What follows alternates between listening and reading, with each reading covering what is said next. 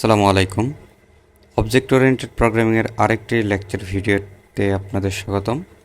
গত লেকচার ভিডিওটিতে আমরা যেই রিয়েল বেসড এক্সাম্পলটা পড়তেছিলাম, ওইটা থেকে আজকে শুরু করব। আমাদের এখানে অবজেক্ট তৈরি হইতেছে দুইটা, একটা হচ্ছে আমার S1 এর অবজেক্ট,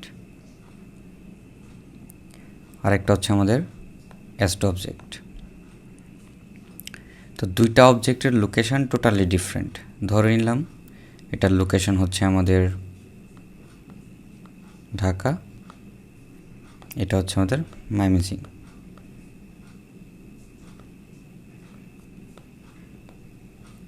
ওকে, তো এই যে অবজেক্টগুলো আছে, তো আমরা একটা ক্লাস থেকে দুটো অবজেক্ট ক্রিয়েট করছি, তাই না? আমাদের ক্লাসের নেম কী ছিল? স্টুডেন্ট। তো আমাদের ক্লাসের নেম ছিল স্টুডেন্ট, তো আমরা স্টুডেন্ট থেকে একটা ক্লাস থেকে দুটো অবজেক্ট ক্রিয়েট করলাম। এটা হচ্ছে আমাদের অবজেক্ট 1, হচ্ছে আমাদের অবজেক্ট 2। ওকে, তো আমাদের এই ক্লাসের ভিতরে অবজেক্টের ভিতরে কি আছে? আমার স্টুডেন্টের কি ছিল? স্টুডেন্টের ছিল হচ্ছে আমার নেম এবং আইডি। তো আমার ক্লাসেরও সেম, অবজেক্টগুলোতেও ক্লাসের সেম নেম এবং আইডি থাকবে। নেম, আইডি, নেম এবং আইডি। ওকে, তো আমার দুইটা অবজেক্টের ক্ষেত্রে আমার নেম এবং আইডি থাকবে। এখন ফার্স্টে আমাদের এখানে দেখতে পাচ্ছি যে আমার আইডি আমি বাই ডিফল্ট কত দিয়েছিলাম? 100। ওকে, তো আমাদের যখন ক্লাসের মধ্যে আইডি 100 ছিল, তো আমাদের ফার্স্টের দিকে নেমের জায়গায় আসবে আমার নাল এবং আইডিও আসবে নাল। তো অবজেক্ট 1 এবং অবজেক্ট 2-র ক্ষেত্রে উভয় ক্ষেত্রে আমার নাল আসবে।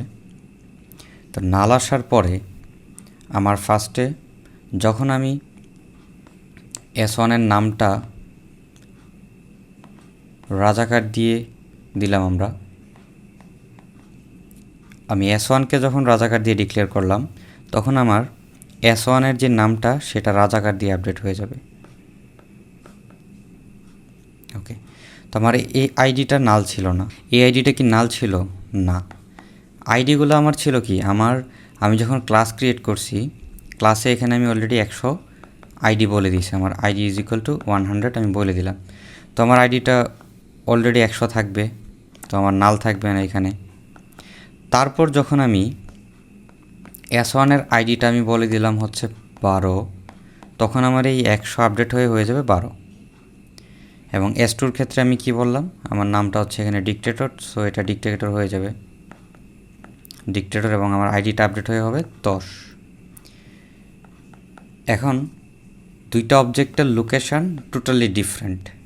ঠিক কীরকম? আমি যে মোবাইলের এক্সাম্পলটা দিছিলাম, তো আমাদের মোবাইলটা একটা স্যাম্বল কিংবা হচ্ছে আমাদের একটা ব্লু প্রিন্ট, অর্থাৎ আমাদের একটা ক্লাস থেকে তৈরি হইতেছে, বাট মোবাইলটা তো ডিফারেন্ট লোকেশানে আছে, different colour, different location. So ঠিক এরকমই আমাদের অবজেক্ট অনেকগুলো হইতে পারে, বাট প্রত্যেকটা অবজেক্ট একটা ক্লাস থেকে তৈরি হইলেও ওদের লোকেশানটা ইউনিক থাকবে।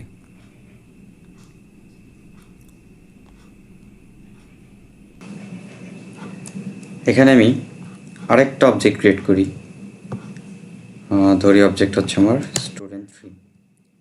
তো যদি অবজেক্ট এরকম ক্রিয়েট করি, স্টুডেন্ট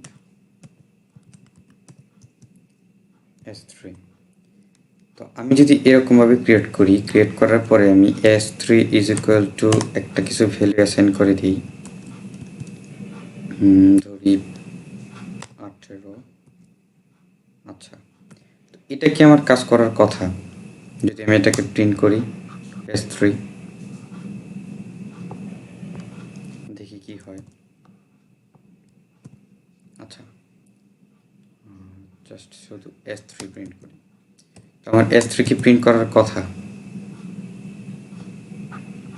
দেখেন আমার কম্পাইলিংই হচ্ছে না। এর কারণ কি? সো এখানে S3টা প্রিন্ট হবে না যদি আমি অবজেক্ট ক্রিয়েট না করি। আমি যদি একটা অবজেক্ট ক্রিয়েট করি, তো আমি যদি এখানে দিই S3 is equal two new student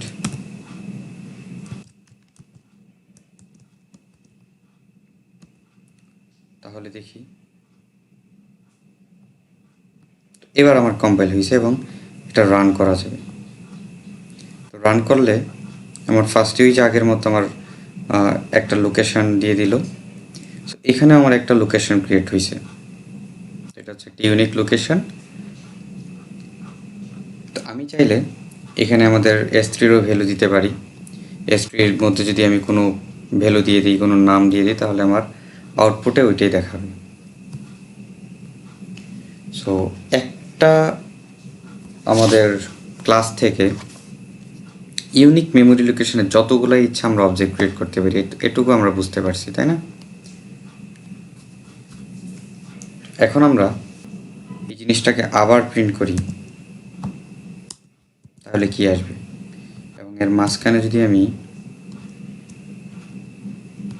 লিখে দিই S1 is equal two S2, তাহলে কি আসবে দেখে তো কম্পাইল করে।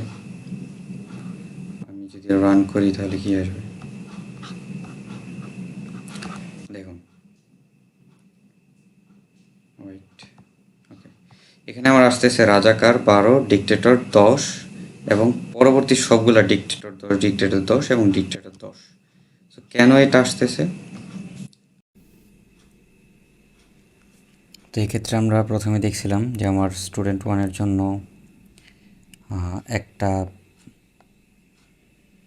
মেমোরি লোকেশন ক্রিয়েট হয়েছিল, এটা স্টুডেন্ট 1 অর্থাৎ আমার প্রথম অবজেক্ট। সো স্টুডেন্ট 1-এর যে অবজেক্টটা সেটা আমার লোকেশনটা আমি বলছিলাম যে ঢাকা, সাপোজ ধরে নিলাম এটা ঢাকা লোকেশন। তো এখানে আমাদের স্টুডেন্ট নেম এবং আইডি দুটো রয়েছে। তো স্টুডেন্ট নেম এবং আইডিতে আমার প্রথমে কী হয়েছিল, নেম ছিল আমার নাল, আইডি ছিল আমার 100। ঠিক এরকমই আমার S2টা যখন ছিল, S2তেও আমার সেম নেম এবং আইডি। সো আমার ফার্স্টে হচ্ছে নেম ছিল নাল আর আইডি ছিল 100। ওকে, তো তারপরে কী হয়েছে, আমি যখন স্টুডেন্ট 1-এর নেমটা রাজাকার দিয়ে আপডেট করলাম, তখন আমার স্টুডেন্ট 1-এর নেমটা অটোমেটিক নাল থেকে রাজাকার হয়ে গেল, তাই না? সো আমি আউটপুটে দেখছি এটা। এবং আইডিটা আমি স্টুডেন্ট 1-এর আইডি যখন আমি 12 দিয়ে আপডেট করলাম, তখন আমার 100টা আপডেট হয়ে 12 হয়ে যাবে, তাই না? আচ্ছা, ঠিক স্টুডেন্ট 2-এর ক্ষেত্রেও সেম। তো স্টুডেন্ট 2-এর যখন আমার ফার্স্টের নেমটা নাল ছিল, নালটা আপডেট হয়ে আমি যখন স্টুডেন্ট 2-এর নেমটা আমি দিলাম ডিক্টেটর, আমার যে অবজেক্টটা সাবজেক্টের ভিতরে, সো সেই নামটা স্টুডেন্ট 2-এর নাল থেকে আপডেট হয়ে ডিক্টেটর হয়ে যাবে। তো আইডিটা কী হবে, আইডিটা আমার আপডেট হয়ে হচ্ছে আমি 10 অ্যাসাইন করেছি, যে 10 হয়ে যাবে। আচ্ছা, এরপর আমি কি করলাম, আমার এই 13 নম্বর লাইন পর্যন্ত হচ্ছে আমার এই আউটপুট। ওকে, তারপরে আমি কি করলাম, আমি S1 is equal two S2 দিলাম। তো আমি যদি S1 is equal two S2 দিই, তাহলে কী দাঁড়াইলো এখানে? তো আমি যদি suppose X is equal two 5 দিই, তাহলে আমি এতে কী বুঝি, যে আমার 5-এর ভ্যালুটা X-এর মধ্যে রাখা হয়েছে না, মানে 5 আমার X-এর মধ্যে রাখা হয়েছে। তো ব্যাপারটা এরকমই যে আমার S2-এর ভ্যালু S1-এ রাখা হয়েছে। তো S2-এর ভ্যালু S1-এ রাখা হয়েছে বলতে কি, S2-এর নেম এবং আইডি সরাসরি S1-এ চলে যাবে এরকম না। আমার S2-এর যেই লোকেশন সেটা হচ্ছে আমার S1-এ চলে যাবে। সো আমার S1-এর লোকেশনটা আপডেট হয়ে S2-র লোকেশন হয়ে যাবে। অর্থাৎ আমার S2 কী দিয়েছিলাম আমি, ময়মনসিংহ। তো আমার এই যে S1 পরবর্তীতে যে আমার S1টা আসতেছে, সেটার জন্য তো আমার আলাদা একটা বক্স ক্রিয়েট হবে। তো এইখানের যে লোকেশানটা, এই S1টা আপডেট হয়ে আমার ময়মনসিংহ হয়ে যাবে। ওকে, তো এখানেও আমার নেম আসবে, আইডি আসবে। তো এক্ষেত্রে আমার নেম আইডি কী আসবে, অবশ্যই আমার S2-এর যে নেম এবং আইডি আছে সেটা আসবে, কারণ আমি S1-এর যে লোকেশান সেটাতে আমি সব S2-এর লোকেশান দিয়ে দিয়েছি। তো আশা করি বোঝা গেছে যে S1-এর লোকেশানে আমার S2-র লোকেশানটা কপি হয়ে গেছে। সো আমার S1-এর যে নাম সেটা আপডেট হয়ে S2-এর নাম হয়ে যাবে। তো S1-এর এই আইডিটা হবে আমার S2-র স্টুডেন্টের আইডি। এখন যদি আমরা এখানে যদি লিখে দিই যে আমার S1 is equal to S1 dot name is equal two, আমি যে কোনো একটা নেম দিয়ে দিই। তো এখানে যদি আমি দিয়ে দিই করিম,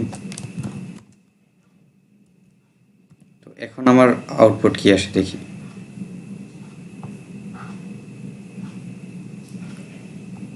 আমার এখন আউটপুট আসবে সবগুলা করিম আসে। প্রথম রাজাকার 12, রাজাকার 12, ডিক্টেটর 10, করিম 10, আমার বাকিগুলো সব করিম আসছে। সেটা কেন আসে আমরা এটা একটু দেখি। আমি কি করলাম, S1 name is equal two আমি করিম দিয়ে দিলাম। তো আমি অলরেডি দেখলাম যে আমার পরবর্তী যে S1টা আছে সেটা আমার লোকেশান S2 এর যে লোকেশান সেটা দিয়ে আপডেট হয়েছে, অর্থাৎ মাইমিনসিং। ওকে, তো এখানে আমার নেম এবং আইডি কী ছিল, সেটা ছিল হচ্ছে আমার S2 এর নেম এবং আইডি। ওকে, অর্থাৎ কী ছিল S2 এর নেম এবং আইডি, ডিক্টেটর। এবং এখানে ছিল আমার 10।